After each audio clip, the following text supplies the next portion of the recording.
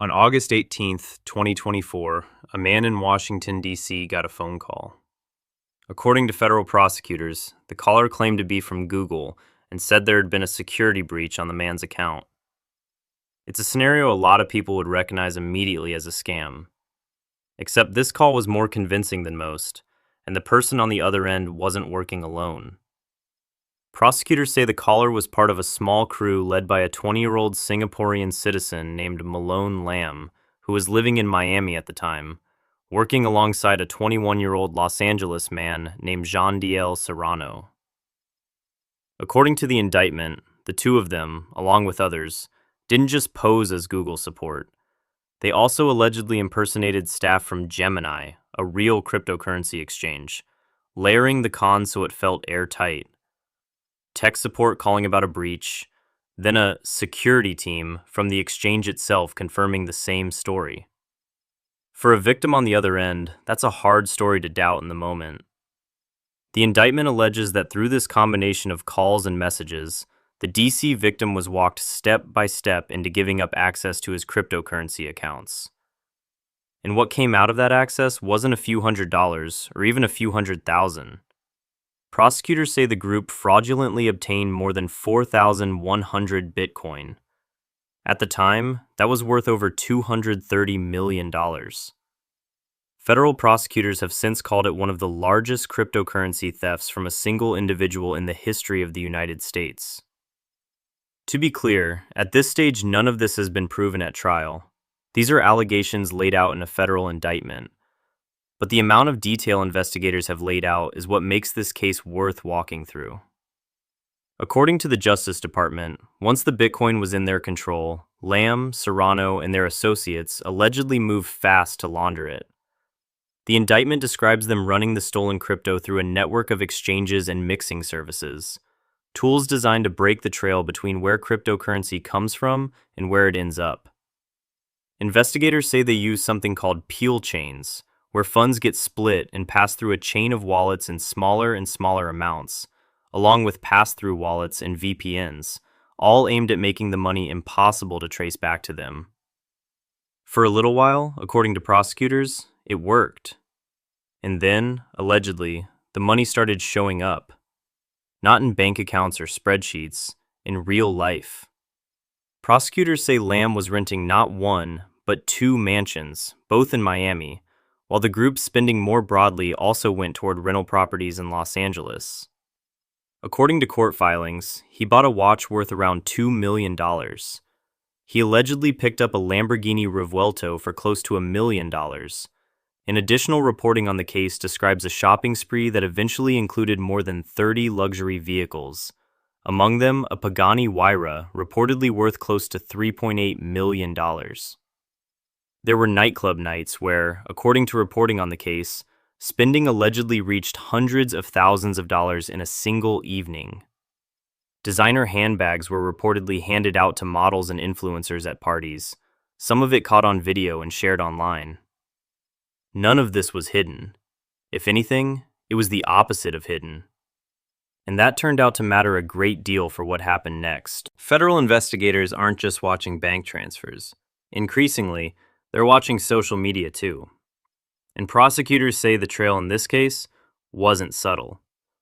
Videos and posts showing off the cars, the jewelry, the parties, allegedly gave investigators a very public window into where at least some of the stolen money was going. On a Wednesday night in September of 2024, the FBI moved. Agents raided a waterfront mansion in the Miami Shores area, a home neighbors said was a rental property. One resident nearby described hearing what sounded like fireworks during the raid. By Thursday, federal authorities confirmed that both Malone Lam and Jean-D.L Serrano had been arrested. According to court records, Lam had actually been traveling by private jet between Los Angeles and Miami around the time authorities closed in. Both men were charged with conspiracy to commit wire fraud and conspiracy to commit money laundering. Serrano made his initial court appearance in the Central District of California. Lam appeared in the Southern District of Florida before being moved toward Washington, D.C., where the case against him would ultimately be prosecuted, since that's where the victim lived. According to the Department of Justice, at the time of the arrests, at least $100 million of the stolen cryptocurrency remained unaccounted for, spent, hidden, or moved somewhere investigators hadn't traced yet. But this is where the story stopped being just about two guys and a wild spending spree, and started looking like something much bigger. As the investigation continued, federal prosecutors unsealed a superseding indictment revealing that this wasn't an isolated theft. According to the DOJ, it was part of a much larger criminal enterprise. One prosecutors say began operating as early as October of 2023 and continued into March of 2025. The indictment describes an enterprise that reportedly grew out of friendships formed on online gaming platforms, eventually organizing into something closer to an actual company than a group of friends pulling off one scam. Prosecutors allege members had defined roles: database hackers who broke into websites and servers or bought stolen databases on the dark web to find people who likely held large amounts of cryptocurrency.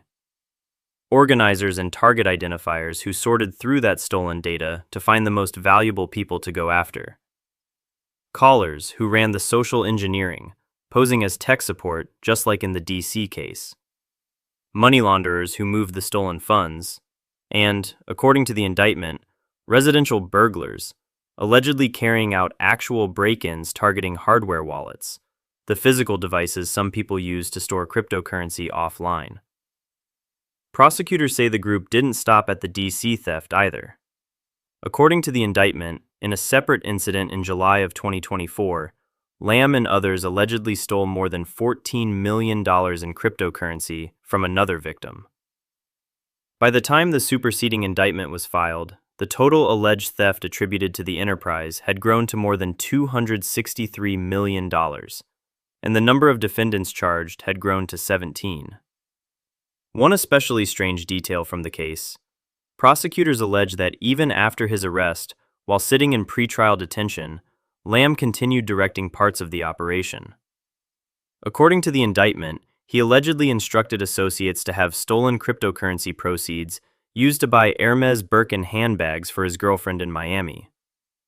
If true, it suggests a level of confidence, or maybe just habit, that didn't fully register that the party was already over. This is the part of the story that doesn't have a clean ending yet, because legally, it hasn't ended. Since the 2024 arrests, the case has moved slowly through the federal court system, the way large, evidence-heavy fraud cases often do.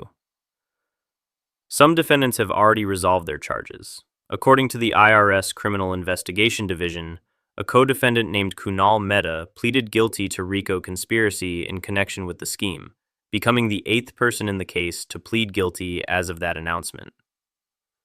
Prosecutors credited investigators from the FBI's Washington Field Office and IRS Criminal Investigation, with additional support from FBI offices in Los Angeles and Miami. But as of the most recent public reporting in early 2026, Malone Lam himself has not been convicted or sentenced. He remains in plea negotiations. Court filings describe an enormous volume of evidence in the case: blockchain transaction records, chat logs, financial records, and forensic reports spanning months of activity. And Lam's legal team has reportedly requested court-approved computer access just to review it all.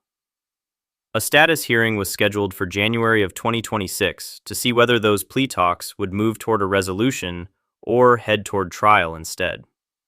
Legal analysts covering the case have noted that if Lam is convicted, sentencing in cases of this scale has ranged widely, anywhere from roughly 10 years up toward 20 or more, depending on whether there's a plea agreement or a trial verdict. But that's speculation about a possible future, not a fact about what has already happened. As of now, no final sentence exists because no final conviction exists, at least not for Lam individually. So here's the honest state of this case, without any Hollywood ending stapled onto it. Prosecutors allege that a group of young men, some connected through online gaming, built an entire underground economy around stealing other people's cryptocurrency, sometimes through scam phone calls, allegedly sometimes through actual break-ins.